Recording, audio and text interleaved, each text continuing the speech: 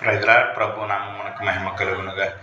నిన్నటి ఉదయకాల సమయం మొదలుకొని ఈరోజు ఉదయకాల సమయం వరకు ఆయన కృపను బట్టి మరలా ఇంకో రోజు మనకి ఇచ్చినందుకు ఏమి ఇచ్చిన ఆయన రుణం మనకు తెచ్చినాం. కాబట్టి ఈరోజు వాగ్దానము కీర్తన గ్రంథము 121 అధ్యాయం 8వ వచనములో, నీ రాకపోకలు ఎదుగు నిన్ను కాపాడును అని యెహోవా వాక్కు సెలవిచ్చినట్లుగా మనం ఎవరైతే ఉన్నామో మనం వెళ్ళే మార్గంలో, మనం వచ్చే మార్గంలో ఆయన మనల్ని కాయుచున్నాడు. కాబట్టి మనం సురక్షితంగా ప్రయాణం సాగించుచున్నాము.